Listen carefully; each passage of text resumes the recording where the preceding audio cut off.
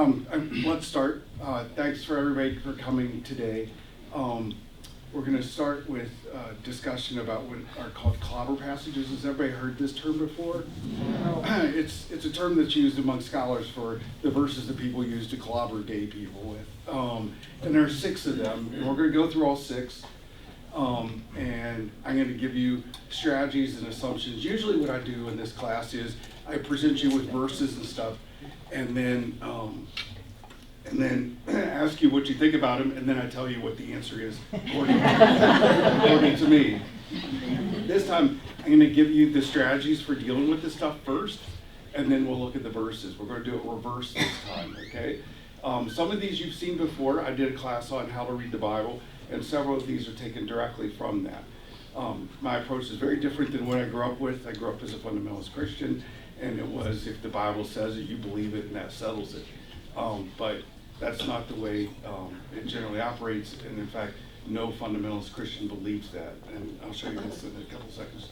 So the question we're going to tackle is a much more understandable question. Does the Bible condemn same-sex relationships? And I'm not going to hold you to this, but does anyone have, in general, would you say yes or no to that sort of question? Raise your hand if you have a strong opinion. It does condemn homosexual relationships. Anybody think it does? Okay. And it does not condemn homosexual relationships. Okay. So it looks like about a third of the class is going to leave unhappy. But I'm open to a lot of discussion on this. I'm not an expert. I'm telling you stuff that I've stolen from other scholars. And as you know, I can't do that in my day job. It's called plagiarism, but I can do it here. So let's start off. The first assumption I always tell people is the Bible is full of surprises.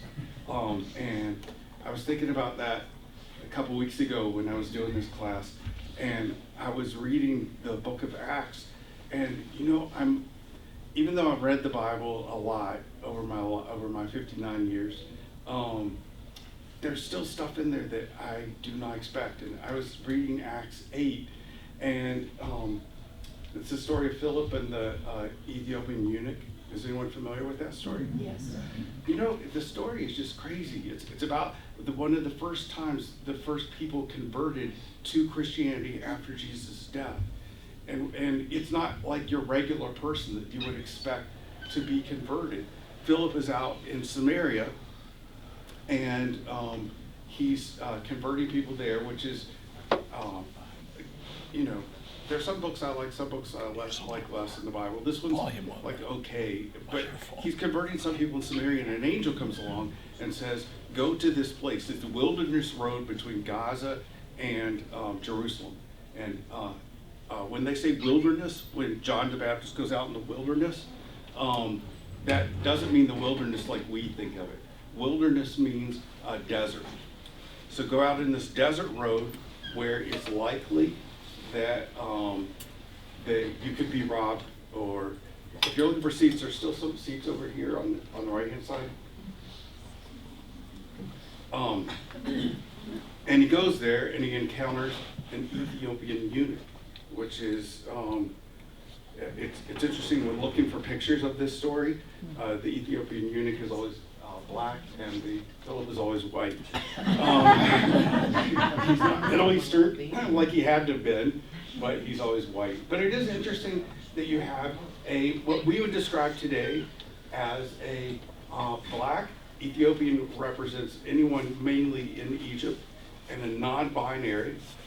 This would not be a heterosexual or homosexual individual. So you have a black non-binary individual that's discussed. It's one of the few times where we have references to this, and he's reading a scroll from Isaiah, which is important, and I'll show it to you in just a second why it is, about the suffering servant. He doesn't understand what it's about, and so Phil explains to him who Jesus is, and then he's full of joy, and he says, hey, there's water over there, why don't I get baptized? So he does.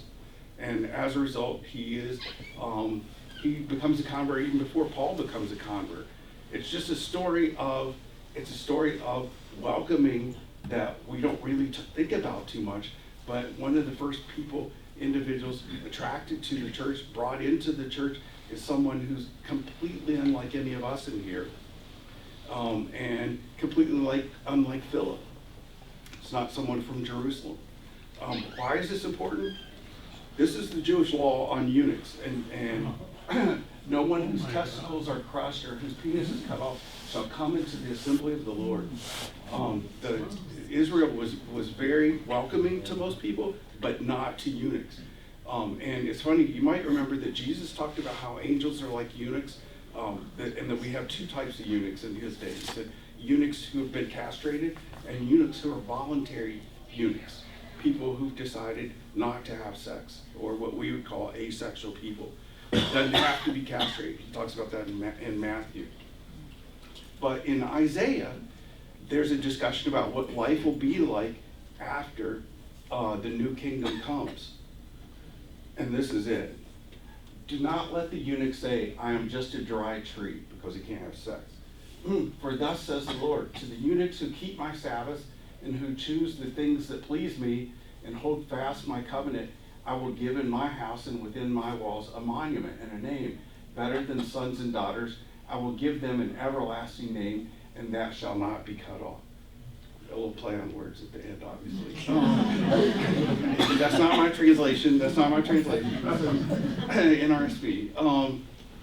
So it's interesting. We have, believe it or not, a discussion about whether non-binary people are included in the kingdom or not. Yes or no? And in this case, the discussion is that when the new kingdom comes, and obviously Philip felt like the new kingdom was coming, and that's what the discussion says, is he introduced the new kingdom to the eunuch, and he welcomes him in, explains how he could be introduced to the kingdom, and there it is. So I mean, when you start thinking about some of these things, it's, as I said, it's always crazy what sort of stuff is going to be in the text. So here are some of my other assumptions, and you can agree and disagree. If you disagree, raise your hand, tell me why you think I'm wrong on this stuff. But the first one, the Bible is full of surprises. Two, the Bible is a collection of a variety of literature. Read it in context, okay? There's some stuff that's going to be one way, some stuff that's read another way. The Bible is not one thing of all the same. It is not a book, even though Biblos means book. It's actually an encyclopedia or a library. Think of it as a library. Some of the texts are going to disagree with some of the other texts, and that's all over the place. I've talked to you about the idea of, if you follow the law, do you get punished, yes or no? The answer to that is different in Deuteronomy than it is from Ezekiel, than it is from John. They each have different ideas on this, and it's interesting to read those things and try to bring them together. Next, the Bible is not a sex manual. I know this is surprising,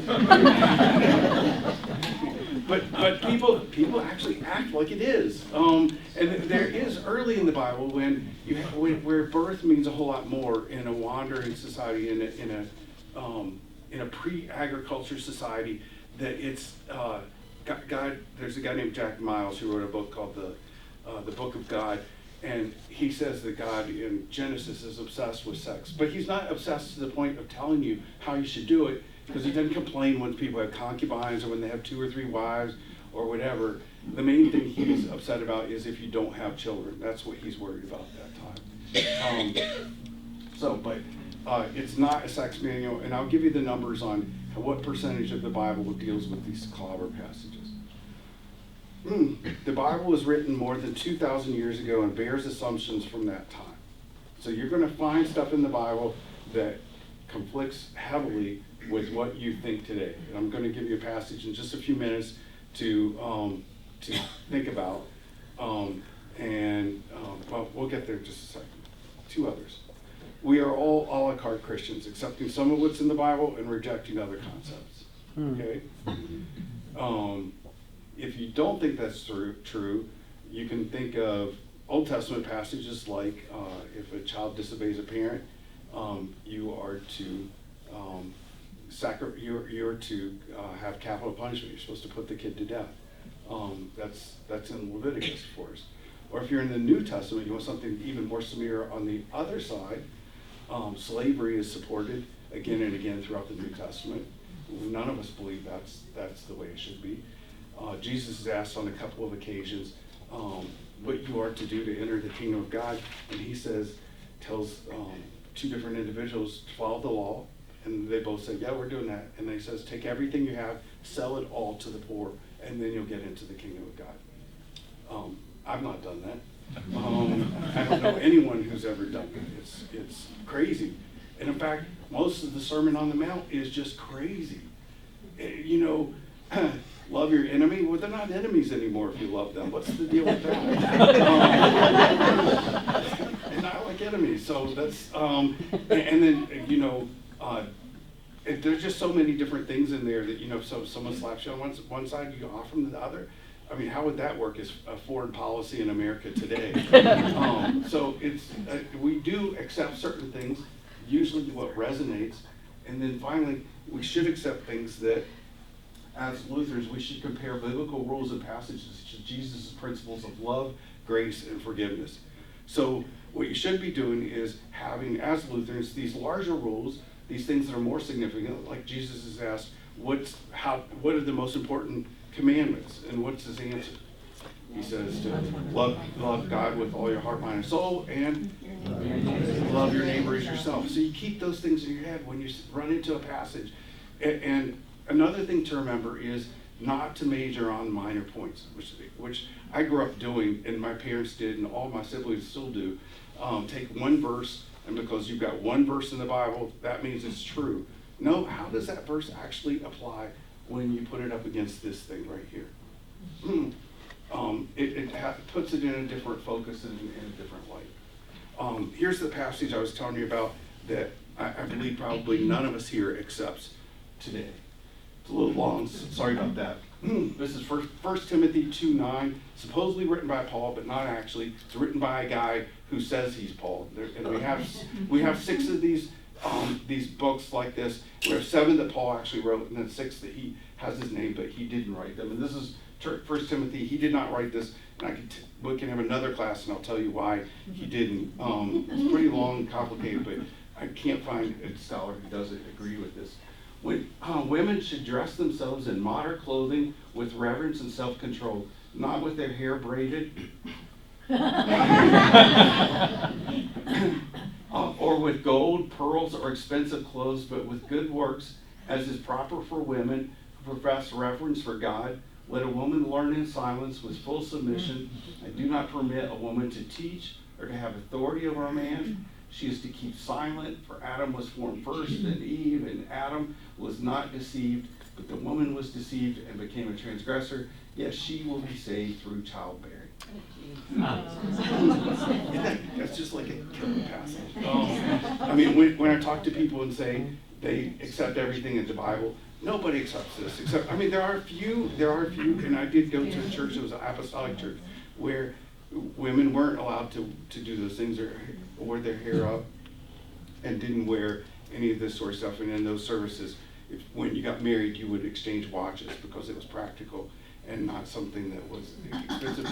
But nobody here accepts this. I mean, this just shows us, and it serves for me as a reminder that the Bible has its foot in 2 areas. It has its foot in the ancient past where its ideas came from, and it has its foot in these ideas that seem to soar right past that old time and hit us in the middle of the chest. When Jesus says that sort of stuff, like to love your neighbor as yourself, it's hard to get around that. I mean, it's something that speaks to all of us, and so you have both of those sort of passages, and you need something to keep these sort of verses in context.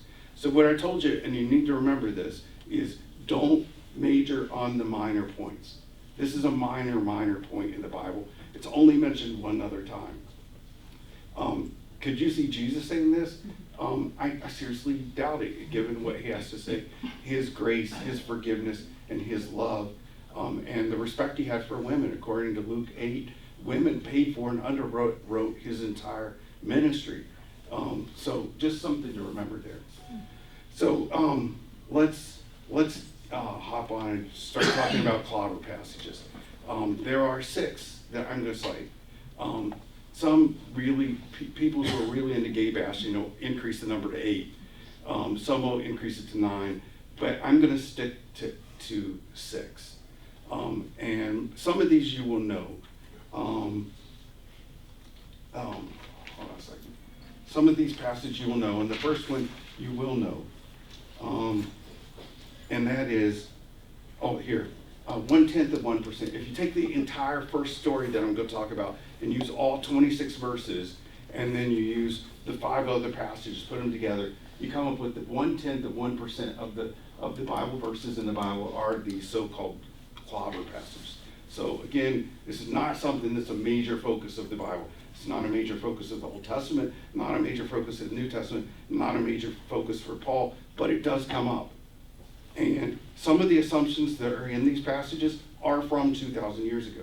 They're not, don't think that the Bible is an LGBTQ manual, because it's not. It has passages like that one that we just read.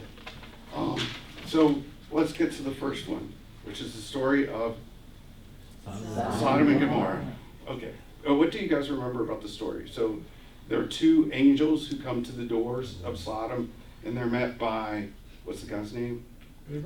Lot. He's met by Lot. Lot and Abraham are relatives, and they split up. And Lot takes Sodom, and he meets them, and Lot says, "Come to my house, hang out there," being very hospitable. And they say, "No, we'll sleep in the town square." And he says, "No, come to the house." So they come to the house, they have dinner, and during dinner, the men and boys of the community come, start knocking on the door, and say, "Put those 2 men out here so that we can have sex with them." They say, actually, so we can get to know them, but that means to have sex. And then here's the toughest part of the whole story for me. I mean, that's tough, but then it gets even worse when Lot answers and says, "Not these 2, but you can have my 2 unmarried daughters so that you can do this sort of stuff." And what's amazing about the story is there's no criticism of it. It's just, he says this instead of, and I feel like someone needs to write in there, "This is wrong." But it doesn't. It just keeps on rambling on, and they end up locking the door, not getting in. And while they're there, the angels say, "We're going to destroy Sodom. You need to tell everybody that." And Lot tells everybody in his family, and his sons-in-law, who are betrothed to be married to his kids, say, "Oh, you're just goofing around. That isn't going to happen." And in the morning, the angels take them by the hands, the 2 daughters, the mother, and Lot, and take them out of the city. And they head off to another city. Lot's wife does what? Turns around. And it's turned into and if anyone has been to the Dead Sea, you'll see the significance of this story, because the salt mounds are everywhere around, and you immediately think of this story when you do it. But so these stories, this is actually, people dug for a long time trying to figure out where Sodom and Gomorrah were, and if they were actual cities. And this is the place out near Qumran in the desert where they think it might be. So it's like it's in the middle of nowhere. And Qumran gets to like 115 every day. So that's what the city was like. And I don't know if you remember what happens after Lot leaves. He gets drunk and he's in a cave, and both of his daughters then sleep with him, become pregnant, and the kids that they have become the parents of the Ammonites and the Moabites. Yeah. So the Israelites can say to the Ammonites and Moabites, "You were born of an incestuous relationship." That's the sort of thing that frequently happens in the Bible. So what exactly, there's your story, what exactly was Sodom and Gomorrah's sin? Have you ever thought about this? What do you think the sin was? Not following God's desire or command? Yeah, that's one answer. Well, the funny thing is, there's some passages in the Bible that are very important to us, like Genesis 1, very, very important, but never mentioned again in the Old Testament after the story appears. Mentioned in the New Testament, Old Testament has no interest in the story, it just goes on, it disappears. The story of Sodom and Gomorrah happens, is referred to again and again and again and again. In Genesis 13:13, it says their general wickedness is the problem, and that they're going to destroy them for that. In Isaiah, it says their injustice and not rescuing the oppressed is the reason that God had to destroy the city. Amos says it was the oppression of the poor. Amos is very, very interested in the poor and how the poor are treated. Jeremiah says it's adultery and lying. Isn't this crazy? This is mentioned again and again in these arrogance and greed, according to Ezekiel and Ecclesiastes. Inhospitality by the wisdom of Solomon in Luke 10, which is the one that most scholars think is the meaning of the passage, that they were not open to the guests and they wanted to mistreat them. And hospitality is an incredibly important value in the Old Testament. And when we talk about major and minor things that we need to focus on, that's a major thing that we don't focus on today. It's mentioned throughout the Old Testament and throughout the New Testament. Jesus has this thing where he frequently, and think about this when you see these passages, Jesus frequently opens his table to anybody. And he's accused of being a drunkard and a glutton because he's frequently opening up to any person who wants to. It's a term called open commensaliality. You open it up and allow anybody to eat with you. And what the people you ate with at that time determined who your social class was and who you were spending time with. But that's a major issue that we don't deal with. Bullying, boasting, pride, and idol worship. We'll see idol worship pop up again in a little bit. Social injustice and brutal gang rape, basically, is the last one, which is mentioned in Jude. But there's no agreement. People think there was a lot of stuff going on there, and they use this story to explain a lot of different things. But what thing is not mentioned? Homosexuality is nowhere in any of this sort of stuff. J. Michelson says, the Bible condemns many things in the story of Sodom, but homosexuality is not one of them. Reading the story of Sodom as being about homosexuality is like reading the story of an axe murderer and saying it's about an axe.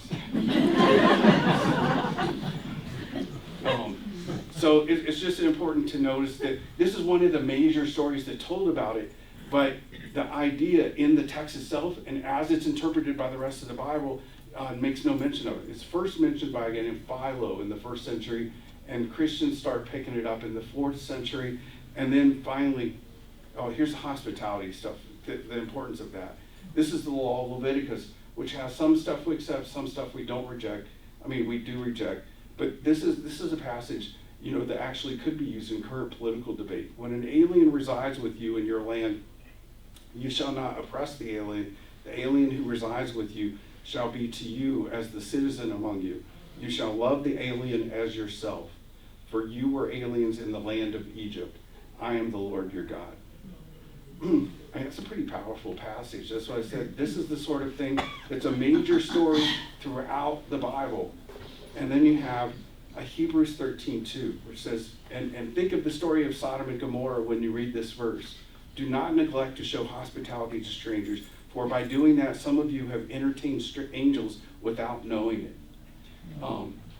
The thing that I find interesting about this passage, this Hebrews passage, is when we start talking about welcoming people and being hospitable to people, we usually think of ourselves as up here and that person down here, and that we're showing something good or nice to that person. We're stepping down and introducing them. This passage inverts that and says, we're here, and when we invite people in, we might actually learn something from them. They might have something more than what we have. It might be that we're the ones who end up benefiting from that. And as we talk about welcoming ourselves to new communities and stuff, think about it in terms of this passage of Hebrews 13:2, that it's not just that we're being so gracious that we're letting people come here. We might benefit from those people coming here. So just something to think about in that context. And the term sodomy, which we've all seen, and we'll see that some people actually have used the word sodomite and translated and put it into the New Testament. This is where it comes from. It's first used in the 11th century. So almost 2,000 years after the story of Sodom and Gomorrah, a monk came up with the term. It was a book about all the bad things that Catholic priests and monks were doing. And yeah, it's in a list of clerical sins that he comes up with the term sodomite, and then it picks up and goes from there. So just an interesting thing about this first story, okay? Now we're going to go to same-sex passages in Jewish law. Has anyone heard, how many laws are there in the Old Testament, in the Jewish law? this is something you're taught if you go to if you're in Sunday school in a Jewish in a Jewish community, you'll learn this as one of the very first things you know. So what's the number? Does anybody know? 4,272. Yeah. It's sort of like that. You know, I was at a Jewish service, and after the service, the rabbi asked that question, and I was the only person who didn't answer. Everybody there said 613, because there's 613. And you know, we tend to think, because of Paul and how Paul has been interpreted, that 613 is oppressive and no one could have kept them and that sort of stuff. But I was just thinking recently, how many laws do we have related to speeding and driving? We got more than 613. 613 actually isn't that many, particularly when you sit through a legislative session like I have many times. There are thousands every year that are introduced and recommended. So, and how many of these are used as clobber passages, as we talked about? Well, in the Holiness Code in Leviticus 18:22 has this verse: "You should not lie with a male as with a woman." Not sure how exactly that works, but it's an abomination. And then 4 chapters later, Leviticus 20:13. If a man lies with a man as with a woman, both of them have committed an abomination. They shall surely be put to death. And as I told you, where I grew up, the Bible said it, we believed it, and so we put out stupid things like this on our church bulletin boards. So it's a funny thing that it is true that for people who believe that the Bible condemns homosexuality, that they look at that most of them drop off this death-worthy part, but that's as integral to it as anything else. One thing to notice on this thing, you could look at that verse and say the answer to my first question today was, yes, it condemns homosexuality. But first of all, it doesn't condemn homosexuality. Homosexuality is not addressed. It deals with a same-sex act, okay? It deals with only an act. It says a guy should not do this with another guy, right? And 2 things to remember. Who is the audience for the law as it's prepared in Leviticus, Deuteronomy? Men. Women aren't addressed at all. He's speaking to men, and women are not mentioned anywhere in Leviticus. Okay.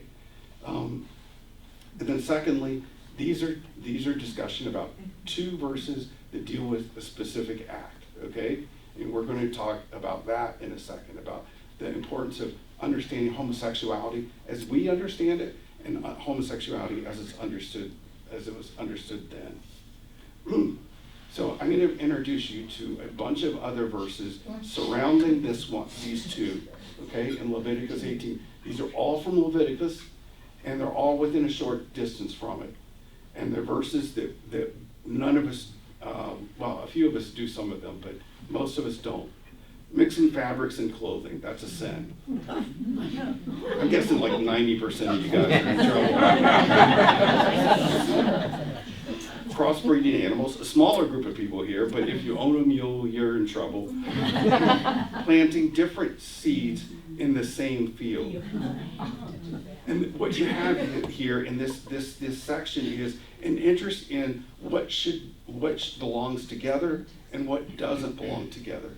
It says men with men doesn't belong together, and animal with animal doesn't belong together. Fabrics don't belong together. Eating fruit from a tree within 4 years of planting it. Next time you go to Pick and Save, ask them that question. Holding back the wages of an employee overnight. I've thought about bringing this up with my employer. Tattoos. Eating or touching the carcass of any seafood without fins or scales. And what does that mean? Shrimp. No shrimp. Sounds like a bunch of sinners. Having sex with a woman during her period. trimming your beard or cutting your hair on the sides. So no bowl cuts, Beatles are out. Working on the Sabbath. You know, the funny thing is, when I've talked about this before, people say, I don't keep the whole Old Testament law. And first of all, I love the Old Testament, and unlike most people, I love the law because there are principles in here that are great. Particularly when we talk about major things and minor things, justice is something that drives a lot that's in the law. And I think you can't understand Jesus without understanding the law because he was immersed in it. But at the same time, some people will say, well, as a Lutheran, I just follow the Old Testament. And then I say, okay, do you ever work on a Saturday? Okay, because that's one of the major laws. And many of us do. Some of us do every Saturday. And as a result, we violate one of the 10 Commandments. Lending money with interest to the poor. It says if you're poor, you're supposed to give things away without expecting a profit or without interest. Another one that I didn't put in here was eating blood, which actually is repeated by James in Acts 15. If you eat a raw steak, you're in violation of that. James repeats that and says Christians should abide by this as well. So just an interesting thing to remember about what we are frequently taking one or two things that we agree with. We agree with what it has to say about a homosexual act, but we don't agree with what it's saying about shrimp. So we eat shrimp and condemn homosexuals at the same time without realizing that we're violating one text and accepting another one. Any thoughts on any of this stuff? So how do you deal with the Old Testament and the laws like this? Do we just reject them? Do you think so? For the most part? I have so many problems with the Old Testament. I used to. I don't anymore. I think there are good things. I think they're good things if you want to understand justice, and not just justice in terms of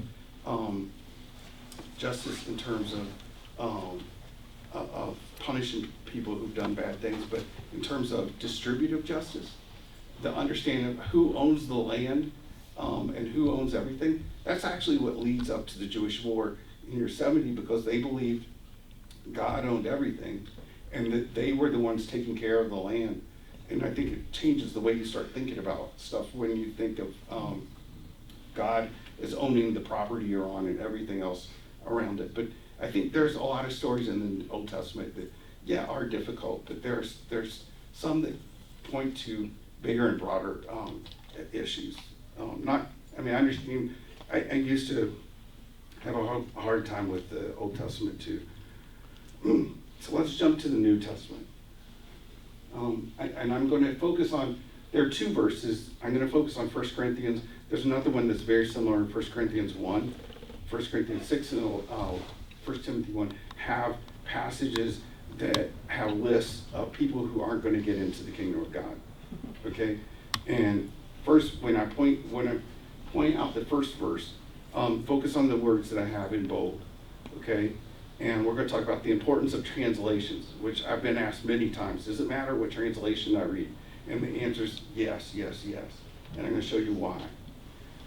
Okay, this is 1 Corinthians 6 in the New International Version, which is what we give kids here when they reach a certain age and get their Bible. Do you not know that wrongdoers will not inherit the kingdom of God? Do not be deceived, neither the sexually immoral or idolaters, nor adulterers, nor men who have sex with men, nor thieves, nor the greedy, nor drunkards, nor slanderers, nor swindlers will inherit the kingdom of God.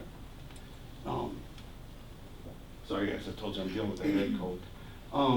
And the footnotes right in there, I usually take those out, but I left it in there. Because what they've done is take two terms and merge them together and come up with one concept, okay? And you know, it's right there. Anybody who reads the Bible and sees this passage in their New International Version, why wouldn't you believe that men who have sex with men are condemned and will ever see the kingdom of God? It's easy to overlook the fact that drunkards, slanderers, and swindlers, and adulterers and idolaters won't get in either.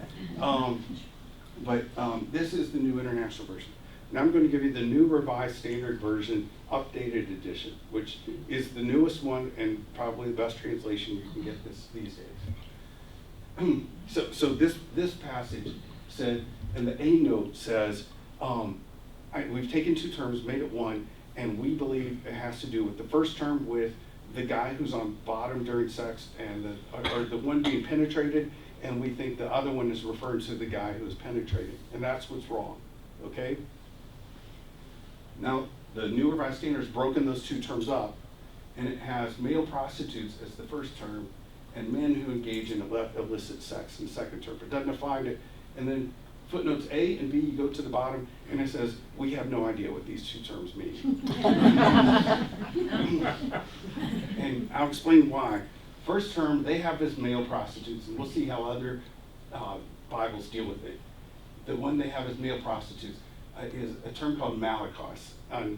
These are Greek terms. There won't be a test afterwards. I'm just showing you the idea. This is used a lot of times. It means soft or weak. It could refer to anything. The King James Version translates it effeminate, but it could be someone cowardly in war, or someone who's very passive in any number of different things. That's all it means, soft one, okay? And so in this list, you got to figure out what that means. The second term is arsenokoites, which is two words. Paul made this word up. It never existed before Paul wrote this in 1 Corinthians, and then it's repeated in 1 Timothy, and then it's used later on.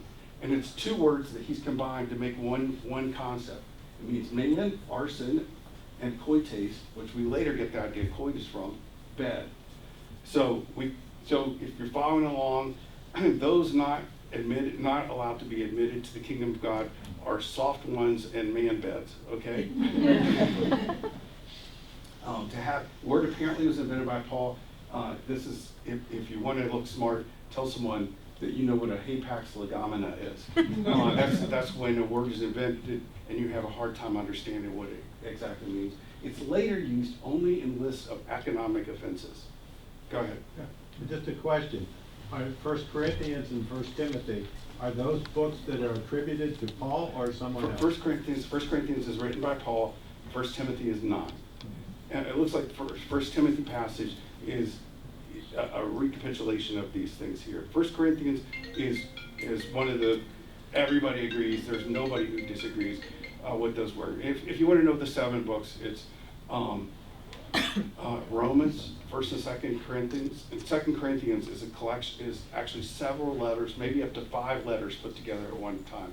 Galatians, non-Ephesians, Philippians, 1st and 2nd, 1 Thessalonians, Philemon, and nope, not Colossians. Colossians is not. I'll remember the other one while we're talking, but those are the ones, the important ones. Not that they're less important. They're all in the canon, but it's interesting to see how things fit together. And you know, Paul is frequently called a misogynist, but a number of the most misogynist lines are in the books that are attributed to him, but he didn't write. So an interesting thing to remember. But people are trying to figure out, and that's why the NRSV puts this thing in there saying, we don't know what this means. It's a hard thing to figure out. And it's a weird thing. If someone's going to condemn people for being homosexuals based on this passage here, just ask them, what does arsenokoites mean? Because nobody has any idea. This is how it's been translated in different Bibles. You probably can't see it because it's pixelated, but here's how that second term has been translated. NRSV, original version, up until 2 years ago, said sodomites from the term man bed. This one says abusers of themselves with mankind. I have no idea what that is. Homosexuals. NASB currently just uses the term homosexual. And be aware that the concept of homosexual is a very recent term, something that is developed in the late 1800s. But they use this just to say flat out, and someone who has an NASB in terms to 1 Corinthians 6 can say, it's right there. And you should know that. And then here's the 1 Timothy passage, sodomites again, those who defile themselves with mankind, and homosexuals again. But the truth of the matter is, we just don't know what those two passages talk about. So we've been through 5 of the 6 passages. We've been through the 2 in the Old Testament, these 2, and the Sodom and Gomorrah story. So again, I'm not trying to say to you that there was no concept, that there was no one committing acts of homosexuality then, but these passages aren't particularly doing an effective job of dealing with it and addressing our situation. Now the last one is the most difficult one, and probably the most controversial of them all. And this is from Romans 1. Are people familiar with this passage or not? It doesn't get read in a lot of Lutheran churches. So to set up the argument, in Romans, Paul is pulling this trick on who needs Jesus. And he starts off by saying, well, clearly the Gentiles need Jesus because they're just horrible people. They do all sorts of things. It's clear that God made the universe, but they don't accept that. And they've turned to their own idols. They're worshipers of idols. And what happens when you become a worshiper of an idol? He says, for this reason, idol worshiping, God gave them over to dishonorable passions. Their females exchanged natural intercourse for unnatural. And in the same way, also the males gave up natural intercourse with females, were consumed with their passionate desires for one another. Males committed shameless acts with males and received in their own persons the due penalty for their error. This is the only reference it has to doing any sort of sex act between a man and a woman. A key to understand this passage is the term natural and unnatural.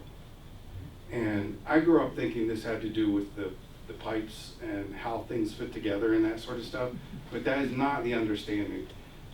There's a good book called Homoeroticism in the Biblical World, and it talks a great deal about what was considered natural and unnatural. One thing that we know, this term is used one other time by Paul in 1 Corinthians, when he says it's natural for women to have long hair and it's natural for guys to have short hair. That's just the way it is. And that women should have their head covered when they go to church. Everybody knows that's just natural. The funny thing about anytime you hear someone say something is natural, then you need to figure out what they mean by it, because it means so many different things. In this sense, it means this is the way it should be. This is the convention. This is reality. And life and gender. Men were understood to be complete humans at this time. And going back to Aristotle and Plato, women were considered incomplete humans. Women's voices had not yet dropped. They don't become strong enough to become complete humans. Their genitalia doesn't drop, and they are only halfway to where they should be. And so there was this line.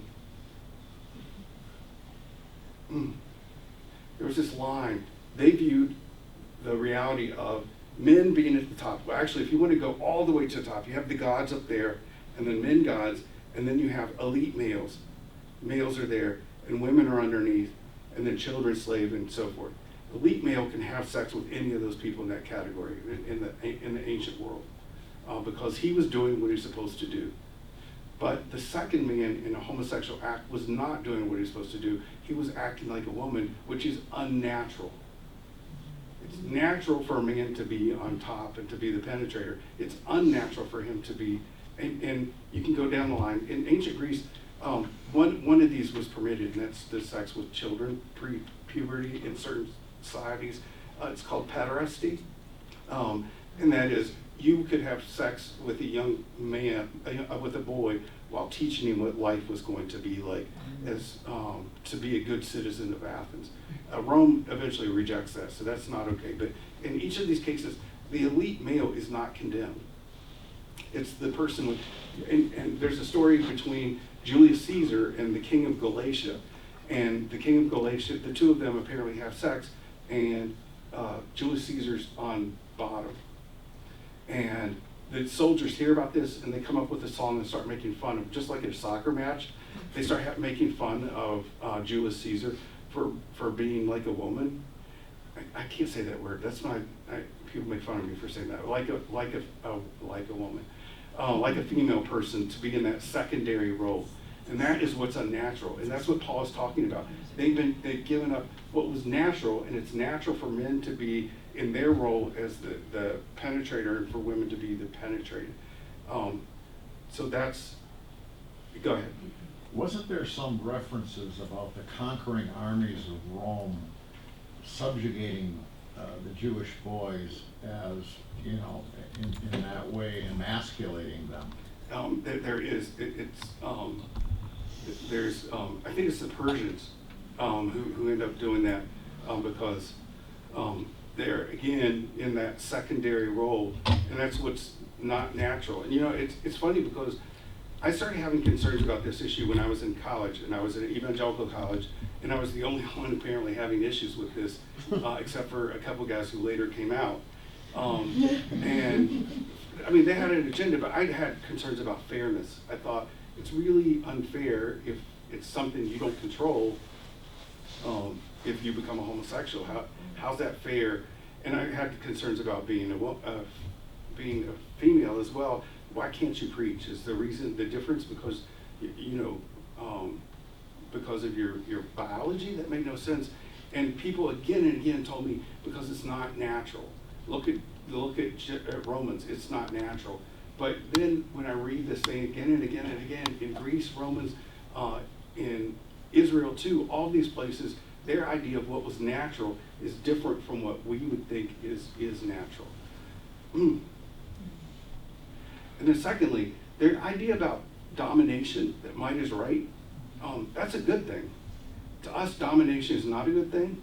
For Rome to take over all of these communities, that's good. They're the ones who should be in charge. If you're stronger than someone else, the one who is dominant should be in charge. The idea of, there's a book coming out soon that it's interesting. It's on the lack of charity in Greek and Roman societies, and it's Christians who invent. And this book is being written by someone who's not a Christian, but his idea is that charity doesn't exist until the 1st and 2nd centuries. That the Christians are the ones who start to worry about those who are underneath, who are being oppressed. And that's one of the interesting things about Jesus' message, is that in this situation where you have a culture of domination, he sides with those who are being dominated. And something, again, as we have this conversation about whether we become a welcoming community or whatever, think about whose side various figures and characters are in the Bible, and just this idea of domination. And then finally, the question I asked you at the beginning, so what is natural? There was no concept in the ancient world of someone who had a sexual identity of some kind. They understood the sexual act, but there's no language for it anywhere. There's no language for someone who is a homosexual individual. Those terms are invented in the late 1800s. This is in 2004, 2003, the LCA asked a couple of scholars to analyze these same passages. And this is their first conclusion that they reached. The biblical writers knew nothing about homosexuality as a sexual orientation. They see it as a sexual act, and you shouldn't do that. So that's what you would expect from someone 2,000 years ago. But what we have, our world and our ideas, their world and their ideas, they don't overlap. It's not like this is what do you call this, circles where Venn diagram. You don't have that, because the assumptions are, you don't see any discussion about a loving same-sex relationship in which the couple gets married. That just doesn't exist. It's not part of their framework of understanding things, okay? The concepts of homosexuality, heterosexuality, and heterosexual are modern, first articulated in the latter part of the 19th century. At that time, we also thought that way. And people were prosecuted because it was believed that it was something that you were making a choice about, and you could decide not to make that choice just as easily. And this world of psychologists condemned it, saying that this is something you shouldn't be doing. It was a disorientation that you had. But then in the last 20 years, we've come to understand that people have identities based on whether they are gay or not gay, or any number of other categories that we talked about a month ago. And that you can have an orientation, and you discover this about yourself when you start growing up. okay? As strange as it sounds, it can be said that the Bible teaches nothing concerning homosexuality. And that's homosexuality, talking about the orientation and about who we are and what we debated. You know, back in 2004, we had a huge debate and a vote on whether we should allow same-sex relationships, but whether we should allow same-sex marriages. Well, there's nothing about at all. I sat through many hearings on this sort of stuff, and both sides quoted the Bible back and forth again and again, but there's nothing in the Bible about same-sex marriages. There's just not, okay? And then finally, John Eliot, who died in 2020, he wrote a book on it's called No Kingdom for the Softies, using that word from 1 Corinthians 6. Nothing in 1 Corinthians, or for that matter in any other biblical writing, speaks directly of the biological or psychological condition of homosexuality or homosexual orientation as this is understood today. Okay? So we can talk about the implications, though, of the Bible does condemn same-sex acts. And the question is, the context is incredibly different. In Leviticus, the authors there are, as I said, the context is trying to figure out what goes together, what doesn't go together. And one of the things that does not go together is the Canaanites were apparently doing this. And so they're drawing lines saying, we're not going to do these things that the Canaanites are doing. Holiness means separated, and we're going to use this text about homosexuality to separate us from them, okay? And in Romans, we have the discussion about doing something as a homosexual act, and it's referenced that this is not natural, but their idea of what's natural is completely different. And you know, Paul is writing about us in this text. What he says is the Gentiles start worshiping idols, and then the next thing you know, they have sex with each other. And then the funny thing is, Paul then turns around and says, we're not like that, but we have our own problems. And then he lists all of the problems that the Jews have, and then says all of us need Jesus as a result. But that's not our understanding. That's not our context. Our context and our worldview is very different. It's like thinking about something like human rights, in which gay rights are included in that, but human rights don't exist in the ancient world. You can find references to human rights or things that could be human rights, but you're not going to find the whole idea. It's a modern development that we have, and you can find things in the Bible that support that or don't support that. But it's okay going back to the very beginning on the principles I gave you to start off with.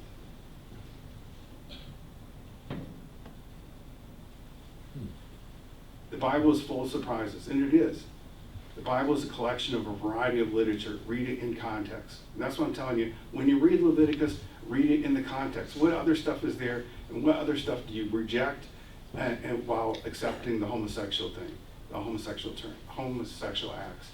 The Bible is not a sex manual. It wasn't intended to be. So I told you, 0.1% of the Bible deals with this stuff. The Bible was written more than 2,000 years ago and bears the assumptions from that time. Yes, Paul thought that sex between a man and a man was unnatural because it made one of the men into a female by what role she had, and that men weren't supposed to do that. We are all a la carte Christians. There are instances in which we can look at a text and say that we aren't going to accept that because it doesn't fit with the principles that Jesus had of love, grace, and forgiveness. So, okay, we got like 5 or 6 minutes for your thoughts and ideas, and you can feel free to disagree with me. I'm stating something. This is it's not quite a polemic, but it's my understanding over 30 years of trying to deal with these passages and what they mean, because they're there, and we can't act like they're not there. They are there, but I think we have to understand why they're there, what the context is for them, and what the context is for us. My main point, though, is remember that many of these things about homosexuality or an orientation is not present, because that's a late development, that you are gay whether you want to be or not. And then secondly, the idea of a loving gay relationship just doesn't exist in the Bible, or in the ancient world, with a couple of exceptions. And you could ask the question, not to feed you questions to ask me, but the story of David and Solomon is an interesting story there. And it doesn't say that they are full-time in a relationship, but it is a weird sort of description of things there. So go ahead. I might mention, I touched base with Pastor Matt, and he had done a presentation on this, and he referred me to the ELCA, who has a very, very good, very similar and expanded. Yeah, it is. I read it, and I included text number 1 is taken directly from it, word for word. The one that said that about the homosexual, that I took that directly from the LCA manual. It's a review of the Bible verses. It was back when we were debating these things in a big way, and people kept on making references to the passages, and as good Lutherans, we had no idea what they were talking about. And so they went through and explained, and then they gave 6 options laying out for how you deal with these things.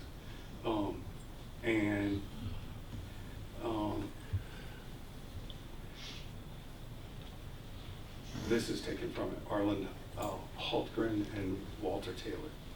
This is their first conclusion. They reached 3 conclusions. Their second one is these texts are there, which I mentioned instead of writing it there. And there are good people on both sides of the debate.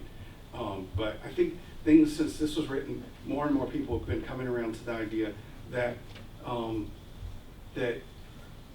that people aren't choosing to be gay. That's not something that, and that's a big part of what the discussion is about. Do you choose to be gay or not? Most people don't make that choice. They realize that they're gay, but they are, it's not like, one day they're gay, one day they're not, that sort of thing. You could be bisexual, there could be any number of these different categories, but the idea that there's, something genetic and something psychological about it, again, the psychology didn't exist until the early 1900s. Dan? Yeah. The best thing I ever heard along those lines is an interviewer was asking people, do you think that it's a choice to be homosexual? And somebody said, oh yeah, and then he looked at me and said, oh, when did you choose to be straight? You're gonna leave us hanging? Go ahead. So it seems like most of the verses and the terms used in those verses relate to power and dominance and submission. And that's why I said the domination thing, it's a weird thing to understand when you read how different the idea is about domination, because we're in a decolonized world where being the owner of a bunch of colonies is not a good thing. And in the last 100 years, France, England, and Belgium, and now we talk about a soft colony, about American culture dominating the world, that sort of thing. But it is not a great thing for us. And I think there's some influence of Christianity in that. Nietzsche talked about there being a master mentality, which was the Roman perspective, the guys with the power, the might is his right, and a slave mentality, which he hated, and he deemed that Christianity. And he said that's the battle in the world between the slave and the master mentality and the slave mentality. And it seems kind of odd then to use those verses to describe sexuality, because that's really not the same topic at all. Yeah, your sexual orientation, but that's it. This is what you have. Yeah. There are a couple other references. There are 2 others where the translations are really bad, and I tried to point out to you the problems with the translation. I don't know.